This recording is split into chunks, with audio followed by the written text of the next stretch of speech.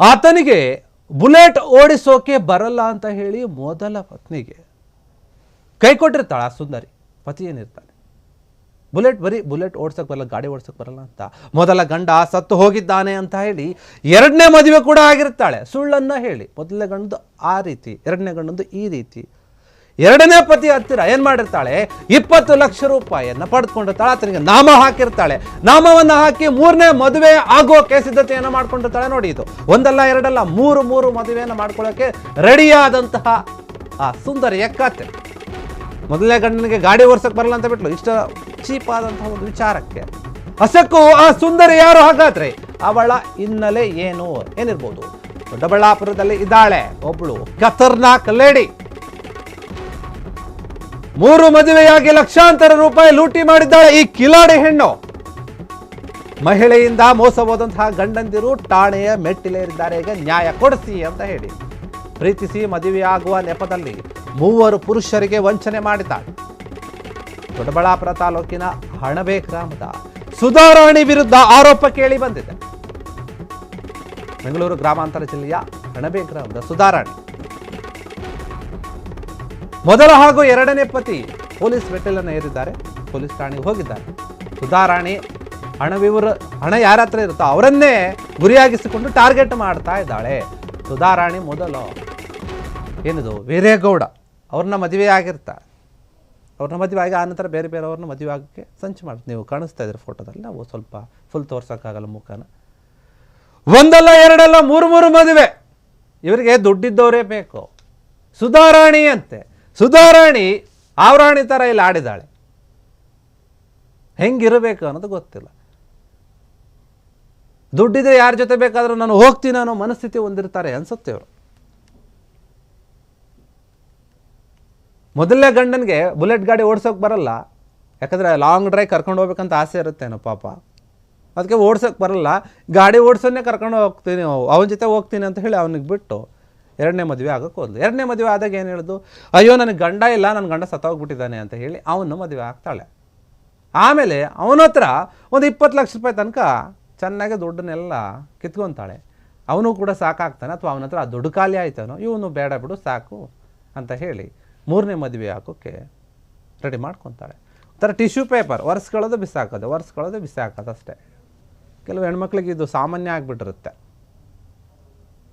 ಯಾರು ಏನು ಅಂತ ನಾವು ನೋಡೋಕೆ ಹೋದರೆ ದೊಡ್ಡಬಳ್ಳಾಪುರದಲ್ಲಿ ಅಂತ ಇರೋದು ಸುಧಾರಾಣಿ 3 ಮದುವೆ ಆಗಿದ್ದಾಳೆ. ಲಕ್ಷಾಂತರ ರೂಪಾಯಿ ವಂಚನೆ ಮಾಡಿದ್ದಾಳೆ ಗಂಡು ಮಕ್ಕಳಿಗೆ. ಪ್ರೀತಿಸೋದು, ಪ್ರೀತಿಯ ನಾಟಕ ಆಡೋದು, ದುಡ್ಡನ್ನು ಇಸ್ಕೊಳ್ಳೋದು, ಆಮೇಲೆ ಅವ್ರಿಗೂ ಮೋಸ ಮಾಡೋದು.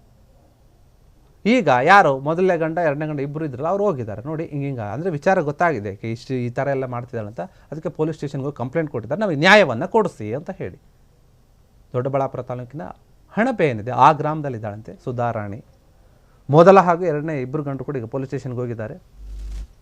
ಸುಧಾರಾಣಿ ಮೊದಲು ವೀರೇಗೌಡ ಎಂಬ ಆತನನ್ನು ಪ್ರೀತಿಸಿ ಮದುವೆ ಆಗಿರ್ತಾಳೆ. ಈಗಿಂದು ಸ್ವಲ್ಪ ಡೀಟೇಲ್ಸ್ ಆಗಿ ನೋಡೋದಾದರೆ ದಂಪತಿಗಳಿಗೆ 2 ಮಕ್ಕಳು ಕೂಡ ಇರ್ತಾರೆ. ಮದುವೆ ಆದಮೇಲೆ ಕಾರು ಮತ್ತು ಬುಲೆಟು ಓಡಿಸೋಕೆ ಬರಲ್ಲ ಅಂತ ಹೇಳಿ ಒಂದು ಚಿಕ್ಕ ಕಾರಣಕ್ಕೆ ಗಂಡನ್ನು ಬಿಟ್ಟು ಬಿಡ್ತಾಳೆ. ಮಕ್ಕಳು ಹಾಗೂ ವೀರೇಗೌಡನ್ನ ಎಲ್ಲರನ್ನೂ ಬಿಟ್ಟು ಹೋಗ್ತಾಳೆ. ನೀವೇನಾದರೂ ಮಾಡ್ಕೊಳ್ಳಿ ನಾನು ಹೋಗ್ತೀನಿ ಅಂತ. ಆಗ ನೆಕ್ಸ್ಟ್ ಯಾರನ್ನ ಮದುವೆ ಆಗೋದು? ಗಾಡಿ ಓಡಿಸೋಕ್ಕೆ ಬರಲ್ಲ ಅಂತ ಹೇಳ್ತಾನೆ ಅಲ್ಲಿ ಆ ಗಂಡನ ಬಿಟ್ಟಿದ್ದು. ನೆಕ್ಸ್ಟು ಯಾರನ್ನ ಮದುವೆ ಆಗ್ತಾಳೆ ಅಂತಂದ್ರೆ ಡೆಲಿವರಿ ಬಾಯ್. ಯಾಕಂದ್ರೆ ಅವ್ನು ದಿನ ಗಾಡಿ ಓಡಿಸ್ತಾ ಇರ್ತಾನೆ, ಗಾಡಿ ಓಡಿಸೋರು ಬೇಕಲ್ಲ, ಅದಕ್ಕೆ ಡೆಲಿವರಿ ಬಾಯ್ನ ಮದುವೆ ಆಗ್ತಾಳೆ. ಅನಂತಮೂರ್ತಿ ಅಂತ ಆತನ ಮದುವೆ ಆಗ್ತಾ ಇರ್ತಾಳೆ. ಎರಡನೇ ಅವನು ಆತನಿಗೆ ಹೇಳಿರ್ತಾಳೆ ನನ್ನ ಗಂಡ ಸತ್ತೋಗಿದ್ದಾನೆ ಅಂತ ಸುಳ್ಳು ಹೇಳಿ ನಂಬಿಸಿ ಮದುವೆ ಆಗಿರ್ತಾಳೆ. ದೇವಸ್ಥಾನದಲ್ಲಿ ಹೋಗಿ ಒಂದು ಸಿಂಪಲ್ ಆಗಿ ಮದುವೆ ಆಗಿರ್ತಾರೆ. ಸುಮಾರು 1.25 ವರ್ಷಗಳ ಕಾಲ ಅನಂತಮೂರ್ತಿ ಜೊತೆ ಕೂಡ ಚೆನ್ನಾಗಿರ್ತಾಳೆ, ಸಂಸಾರ ಮಾಡ್ತಾಳೆ. ಕೆಲವೊಂದು ಕಾರಣಗಳನ್ನು ನೀಡಿ ಸುಮಾರು 15ರಿಂದ 20 ಲಕ್ಷ ರೂಪಾಯಿನ ಹಣ ಕೂಡ ಆತನ ಹತ್ರ ಇಸ್ಕೊಂಡಿರ್ತಾಳೆ. ಅನಂತಮೂರ್ತಿಗೆ ವಂಚನೆ ಮಾಡಿದ್ದಾಳೆ. ಇದೀಗ ಮತ್ತೊಂದು ಮದುವೆ ಆಗೋಕ್ಕೆ ರೆಡಿಯಾಗಿದ್ದಾಳೆ. ಕನಕಪುರ ಮೂಲದ ಮತ್ತೊಬ್ಬ ವ್ಯಕ್ತಿಯನ್ನು ಮದುವೆ ಕೂಡ ಆಗ್ಬಿಟ್ಟಿದ್ದಾಳಂತೆ. ಈ ವಿಷಯ ತಿಳಿದಿದೆ ಇಬ್ಬರಿಗೂ ಕೂಡ. ಯಾರಿಗೆ? ವೀರೇಗೌಡ ಮತ್ತು ಅನಂತಮೂರ್ತಿ ಏನಿದ್ದಾರೆ ಅವರಿಬ್ಬರಿಗೂ ಗೊತ್ತಾಗಿದೆ. ಇವರಿಬ್ಬರು ಹೋಗಿ ಈಗ ಸ್ಟೇಷನಿಗೆ ಕಂಪ್ಲೇಂಟ್ ಕೊಟ್ಟು ನ್ಯಾಯ ಕೊಡಿಸಿ ಅಂತ ಯಾವ ರೀತಿಯಾಗಿ ಯೋಚನೆ ಮಾಡ್ತಾರೆ ಅಂತ ಇವರು. ಹಾಗಾದರೆ ದುಡ್ಡಿದ್ರೆ ಎಷ್ಟು ಜನ ಹತ್ರ ಆದರೂ ನೀವು ಮದುವೆ ಮಾಡ್ಕೊಳ್ಳೋಕೆ ರೆಡಿ ಇರ್ತೀರಾ? ದುಡ್ಡೇ ಮುಖ್ಯನ. ಗಾಡಿ ಓಡ್ಸೋಕ್ಕೆ ಬರಲ್ಲ, ಸೈಕಲ್ ಓಡ್ಸೋಕ್ಕೆ ಬರಲ್ಲ ಅಂತ ಹೇಳಿ ಗಂಡನ ಬಿಟ್ಟು ಹೋಗ್ತೀರಾ, ಮಕ್ಕಳನ್ನ ಬಿಟ್ಟು ಹೋಗ್ತೀರಾ ಅಂತಂದರೆ ನಿಮ್ಮಂಥವ್ರಿಗೆ ಏನು ಹೇಳೋಕ್ಕಾಗತ್ತೆ? ಇದೇ ವಿಚಾರವನ್ನು ಇದೇ ರೀತಿಯಾಗಿ ಯಾರೋ ಒಬ್ಬ ಹುಡುಗ ಮಾಡಿದ್ರೆ ಅವನು ಒದ್ದು ಒಳಗಾಗ್ತಾ ಇದ್ರು. ಆದರೆ ಇಲ್ಲಿ ಹೆಣ್ಮಕ್ಳು ಮಾಡಿದ್ದಾಳೆ. ಹೆಣ್ಮಕ್ಳು ಮಾಡಿದ್ರೆ ಎಲ್ಲವೂ ಸರಿ ಇರುತ್ತೆ, ಗಂಡ್ಮಕ್ಳು ಮಾಡಿದ್ರೆ ಮಾತ್ರ ತಪ್ಪಾಗುತ್ತೆ. ಸಮಾಜ ನೋಡ್ತಾ ಇರುವಂತಹ ರೀತಿ ಕಾನೂನಿನಲ್ಲೇನು ಎಲ್ಲರಿಗೂ ಒಂದೇ ರೀತಿಯಾಗಿ ನ್ಯಾಯ ಇರುತ್ತೆ. ಕೆಲವೊಂದು ಸ್ವಲ್ಪ ಹೆಣ್ಮಕ್ಳು ವಿಚಾರದಲ್ಲಿ ಅವರಿಗೆ ಸ್ವಲ್ಪ ಪಾಸಿಟಿವ್ ಆಗಿ ಜಾಸ್ತಿ ಇದೆ ನಮ್ಮ ಕಾನೂನಲ್ಲಿಯೂ ಕೂಡ. ಗಂಡ್ಮಕ್ಳು ಕೂಡ ಒಳ್ಳೆ ರೀತಿಯಾದ ಕಾನೂನು ಬರಬೇಕು. ಹಿಂಗೆ ಮೋಸ ಮಾಡಿದ್ರೆ ಅವ್ರನ್ನೂ ಕೂಡ ಒದ್ದು ಒಳಗಾಕ್ಬೇಕು. ನಮ್ಗೆ ಹೆಂಗೆ ಮಾಡ್ತಾರೆ ಆ ರೀತಿಯಾಗಿ. ಏನು ತಪ್ಪು ಗಂಡ್ಮಕ್ಳು ಮಾಡಿದ್ರೆ ಮಾತ್ರ ತಪ್ಪು ಜಾಸ್ತಿ ಇರುತ್ತೆ, ಇಲ್ಲ ತಾನೆ ಹೆಣ್ಮಕ್ಳು ಕೂಡ ಮಾಡ್ತಾರೆ, ಅರ್ಥಕೋಬೇಕು ಅವರು ಕೂಡ. ಅದು ಇದು ಅಂತ ಹೇಳಿ ಗಂಡ್ಮಕ್ಳಿಗೆ ಮೋಸ ಮಾಡಿ ದುಡ್ಡು ತಗೊಂಡು ಶೋಕಿ ಮಾಡಿ ಅವ್ನು ಬೇಡ ಅಂತೇಳಿ ಇನ್ನೊಬ್ರ ಹತ್ರ ಹೋಗಿ ಅವನ ಹತ್ರ ಸಾಕಾದ್ಮೇಲೆ ಇನ್ನೊಬ್ರ ಹತ್ರ ಹೋಗಿ ಹಿಂಗೆ ಎಷ್ಟು ಜನ ಅಂತ ಬದಲು ಮಾಡ್ಕೊಂಡು ಹೋಗ್ತೀರ. ಅಂಥದಕ್ಕೆ ಏನಂತ ಕರೀತಾರೆ ಗೊತ್ತಲ್ಲ. ನಾವೇನು ಸಪ್ರೇಟಾಗಿ ಹೇಳಬೇಕಾಗಿಲ್ಲ. ಹೆಣ್ಮಕ್ಳು ಯಾವ ರೀತಿಯಾಗಿರ್ಬೇಕು, ಹಂಗಿದ್ರೆ ಮಾತ್ರ ಬೆಲೆ. ಹತೋಟಿ ಮೀರಿದ್ರೆ ಏನೇನಾಗುತ್ತೆ ಅಂತ ಗೊತ್ತಿದೆ. ಇಲ್ಲಿನೂ ಸದ್ಯಕ್ಕೆ ಯಾವುದು ಪ್ರಾಣ ಹೋಗಿಲ್ಲ ಅಂತ ಅನಿಸುತ್ತೆ. ಪ್ರತಿನಿತ್ಯ ಅದನ್ನೇ ನೋಡ್ತಾ ಇದ್ದೀವಿ ನಾವು. ಸಂಸಾರದಲ್ಲಿ ಹಂಗಾಯಿತು ಹಿಂಗಾಯಿತು, ಇವನು ಸಾಯಿಸ್ತು, ಇವ್ರು ಅವ್ರನ್ನ ಸಾಯಿಸಿದ್ರು, ವಿಷ ಕೊಟ್ಟು ಸಾಯಿಸಿದ್ರು,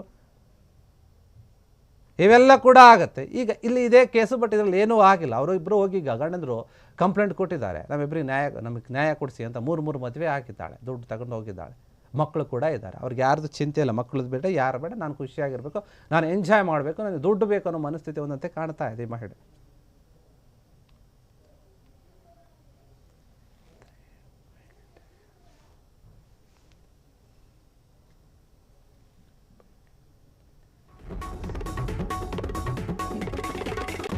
ಕ್ಷಣ ಕ್ಷಣದ ಸುದ್ದಿಗಳಿಗಾಗಿ ಫ್ರೀಡಂ ಟಿವಿ ಸಬ್ಸ್ಕ್ರೈಬ್ ಮಾಡಿ, ಲೈಕ್ ಮಾಡಿ ಹಾಗೂ ಫಾಲೋ ಮಾಡಿ.